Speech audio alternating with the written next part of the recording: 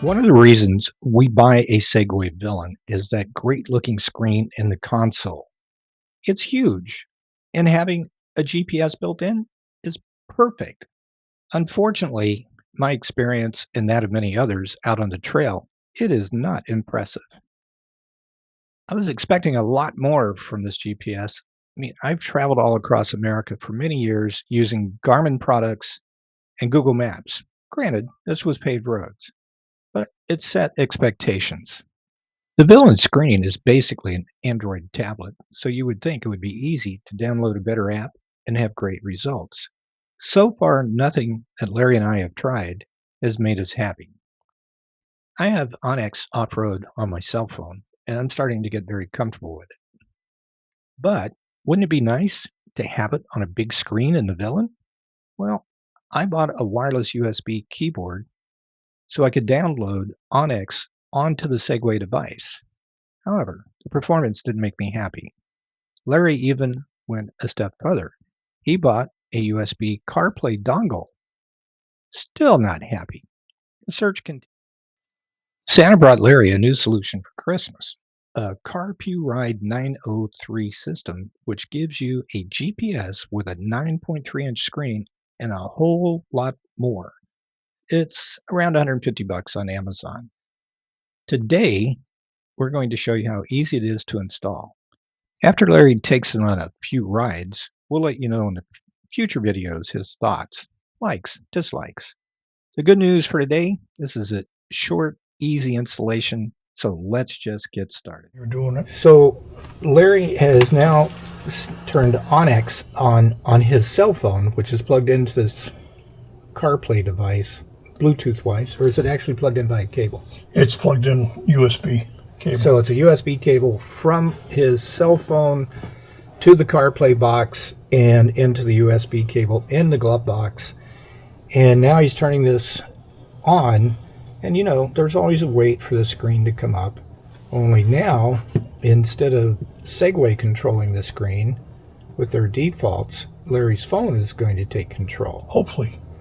And the idea was you could use Onyx and zoom in and out and see all the good stuff. Here's the other problem. You can't. But the touch screen doesn't seem to work. It's not very touchy.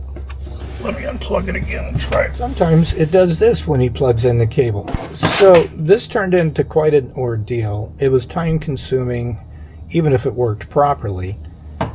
And without being able to zoom in and out and do what you want with the touch screen, it was pretty useless, or at least annoying. So Larry continued searching for other answers. Now, what I did, and I don't like my solution either, was I bought a wireless Bluetooth mouse, and I plugged that into the USB cable in the glove box, so when it booted up, I could hit the home button on the keyboard. I didn't get a mouse, I got a keyboard, and that would just get me into an Android screen where I could take control, download Onyx. And still, it was annoying. And you turn the key off, well, you had to have everything out with the keyboard and go through all the stuff. And on the trail, we don't want to do this. So Larry continued looking, and I'll show you in a moment what he found. All right, you're live. Okay, this new product that I got, it's not new. I'm sure they've been out for a while. There's multiple kinds. I opted for this unit because I thought it was the best to do exactly what we wanted as far as being able to mirror the phone with minimal amount of work. You get your screen, which is I think a 9.3-inch screen. It's got bubbles in it because I pulled the screen protector on and off a couple times. You'll get one mount with suction cup, which is adjustable in numerous different ways. You get the other mount, like this one, which comes with an adhesive that you can put on. And realizing this is made for cars, this will stick right to your dashboard. However, because we're not in a car and we're not just driving down the street, I didn't even bother. As far as attaching it for power, cigarette lighter, this plugs right into the USB plug on the side. It's a Type-C, right? Yeah, Type-C plugs right in on the side.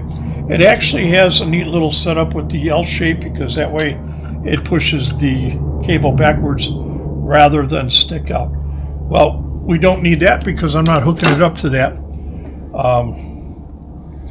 Not quite sure what this is. Looks like an audio cable. That may be what it is. We're not using that either. Here's your adhesive for the other one. We're not using that. What are we using? This. That's it. What's that silver thing in the back? Oh, that's a camera. It will record, and it's on a continuous loop. It will give you video from the front. Now, if you're really kind of vain like my buddy, Ed, you can turn this around and it would video you while you're driving. So you'll get to see Ed's pretty little face if he were driving my car. Does it have a memory card? It does. It comes standard with a 64 gig, sorry, memory card that's right in there. Pretty sure you can increase that to a 128. Well, whatever limit they have. Yeah, whatever the limit is, it's on 4K. I'm not sure the quality. I'd be able to tell you more of the quality of that. But that's all of what you get. Now, what I planned on doing on the center mount that's right over the fuse box, because it's so easily accessible, I popped it out, set this up, and then eventually we're going to mount it like this. Now, I'm not going to use the adhesive because I didn't like the way that will hold it. So I ended up getting a couple pieces of aluminum, cut to fit. It'll fit in the bottom. Oh, wait, back up there. Pick that up. What about all those little ridges? Well, what I did, because you got all these little extra ridges for strength, I set it up there and I didn't really like it because then it's sitting right on these. So what I did was I just kind of got rid of them all. So when I set it down here, it's a complete sandwich. It's right onto the material, giving it extra strength.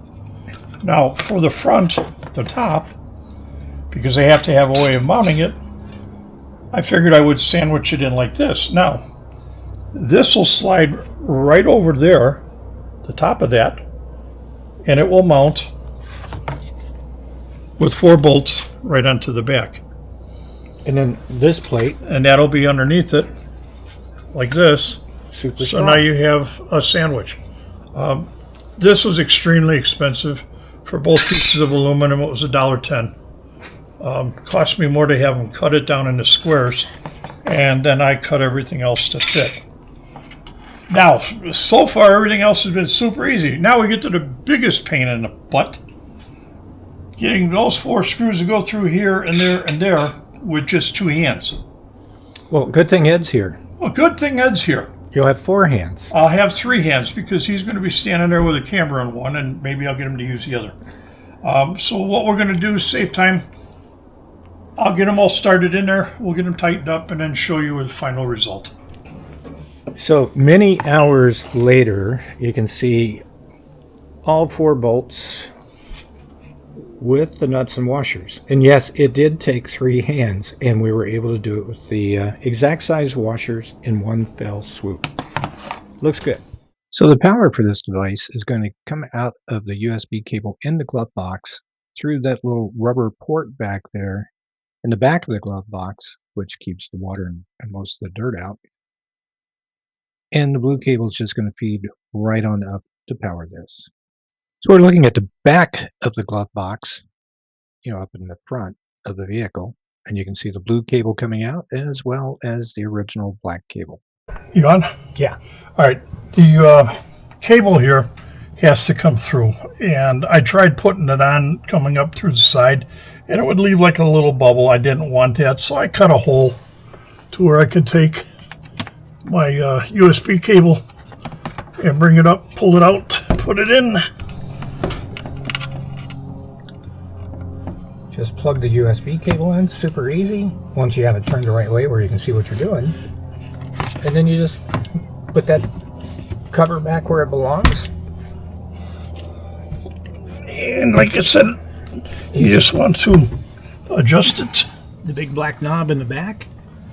So once we get it adjusted, all we gotta do is turn the key on.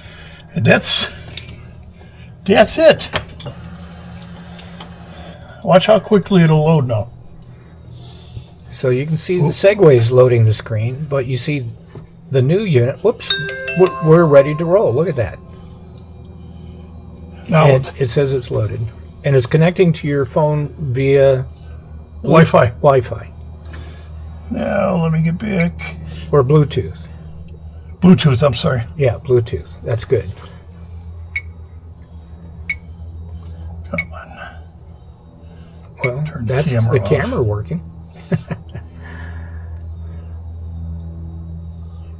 And there's Google Maps, but All right. can we get? Yeah, my phone's over there. Oh. Okay. We'll be Okay, back so in a moment. Right now, this box is talking to Larry's cell phone via Bluetooth, and he's able to bring up Onyx, which he's already has installed on his phone. Right. From here, you take it over, Larry. What are you doing? Well, this one basically mirrors your phone. Any app that you have on your phone, this will bring it up.